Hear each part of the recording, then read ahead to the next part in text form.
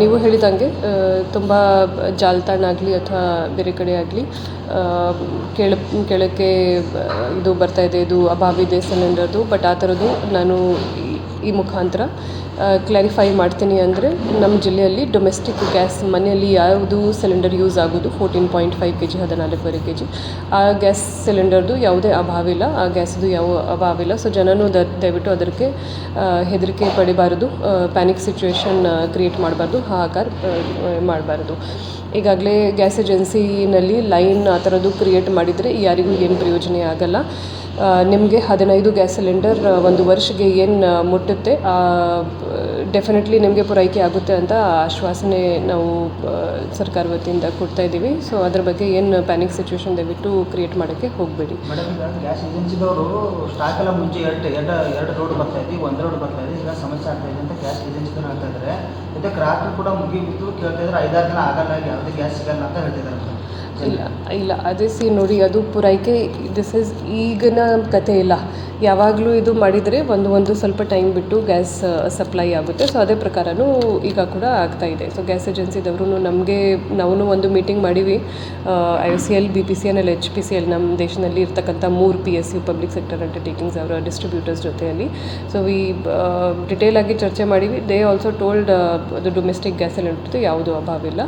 And ಹೋಟೆಲ್ನಲ್ಲಿ commercial gas ಸಿಲಿಂಡರ್ದು ಸ್ವಲ್ಪ stop ಮಾಡೋಕ್ಕೆ ಹೇಳಿದ್ದಾರೆ. ಸೊ ಅವರಿಗೂ ನಾವು ನಮ್ಮ ಕಡೆಯಿಂದ ಅಡ್ವೈಸರಿ ಮತ್ತು ಇನ್ಸ್ಟ್ರಕ್ಷನ್ಸ್ ಕೊಟ್ಟಿವಿ. ಮಿತವಾಗಿ ವೈಸ್ಲಿ ರೇಷನಿಂಗ್ ಮಾಡಬೇಕು. ನಿಮ್ಮ ಹತ್ತಿರ ಯಾವುದು ಸ್ಟಾಕ್ ಅವೈಲೇಬಲ್ ಇದೆ, ಯಾವುದು ನೀವು 1 ದಿವಸಕ್ಕೆ ಯೂಸ್ ಮಾಡ್ತೀರಿ, ಅದು ಸ್ವಲ್ಪ 2 ದಿವಸಕ್ಕೆ ಯೂಸ್ ಮಾಡೋಕ್ಕೆ ಹೋದರೆ ಅವ್ರ ಗ್ಯಾಸ್ನಲ್ಲಿನೂ ತುಂಬ ಎಕ್ಸ್ಟ್ರಾ ವೇಸ್ಟ್ ಮಾಡಬಾರ್ದು. ಅವೆಲ್ಲ ಯೂಸ್ ಮಾಡ್ತಾ ಹೋದರೆ ನಮ್ಮದು ಹಬ್ಬ ಸೀಸನ್ ಕೂಡ ಸ್ಮೂತಾಗಿ ಹೋಗುತ್ತೆ ಅಂತ ಭರವಸೆ ಕೂಡ ಇದೆ. ಮತ್ತು ಗ್ಯಾಸ್ ಏಜೆನ್ಸಿ ಆ್ಯಂಡ್ ಹೋಟೆಲ್ದವರಿಗೂ ನಾನು ಅದು ಇನ್ನೊಂದು ಸರಿ ವಿನಂತಿ ಮಾಡುತ್ತೇನೆ. ಗ್ಯಾಸ್ ಯೂಸರ್ಸ್ ಹೇಳೋದೇನಂತಂದ್ರೆ ಗ್ಯಾಸ್ಗಳನ್ನ ಡೊಮೆಸ್ಟಿಕ್ ಗ್ಯಾಸ್ಗಳನ್ನ ಕಮರ್ಷಿಯಲ್ ಯೂಸ್ ಮಾಡ್ತಾ ಇದ್ದಾರೆ. ಅಂದ್ರೆ ಅಂಥ ಗ್ಯಾಸ್ಗಳನ್ನ ಜನರಿಗೆ ಕೊಡದೆ ನಾವು ಕಮರ್ಷಿಯಲ್ ಆಗಿ ಕೊಡ್ತಾ ಇದ್ದಾರೆ. ಹಿಂಗೆ ಸಮಸ್ಯೆ ಆಗ್ತಾ ಇದೆ. ಒಂದಷ್ಟು ಕಡೆ ಬಳಕೆ ಕೂಡ ಆಗ್ತಾ ಇದೆ. ಅದು ಹೋಟೆಲ್ ಬೀದಿ ವ್ಯಾಪಾರಸ್ಥರು ಮತ್ತು ಹೋಟೆಲ್ಗಳಲ್ಲೆಲ್ಲ ಮನೆಗೆ ಬಳಕೆ ಆದಂಥ ಗ್ಯಾಸ್ಗಳನ್ನ ಯೂಸ್ ಮಾಡ್ತಾ ಇದ್ದಾರೆ. ಆ ಥರದ್ದು ನಿಮ್ಮ ಹತ್ತಿರ ನ್ಯೂಸ್ ಇದ್ದರೆ ದಯವಿಟ್ಟು ನಮಗೆ ಡೀಟೇಲ್ಸ್ ಹೇಳಿ. ನಾವು ಖಂಡಿತ ಬಹುತೇಕ ಅನುಭವ ನೋಡಿದ್ರೆ ಅವರು ಮನೆ ಬಳಕೆ ಗ್ಯಾಸ್ಗಳಿದೆ ಮೇಡಮ್.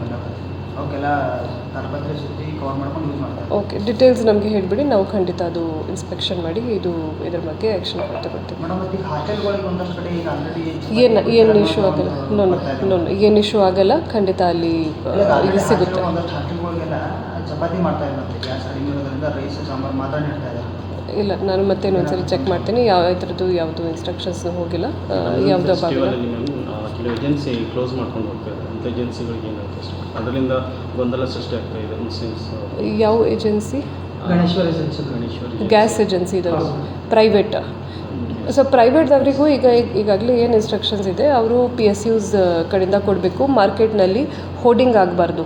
ಅಂದರೆ ಅವರು ಹೈ ಪ್ರೈಸ್ನಲ್ಲಿನೂ ಮಾರಾಟ ಮಾಡ್ತಿದ್ರು, ತುಂಬ ಪ್ರೈಸ್ ತೊಗೊಳ್ತಿದ್ರು. ಸೊ ಅದು ಸರ್ಕಾರ ಅಲೌ ಮಾಡಲ್ಲ.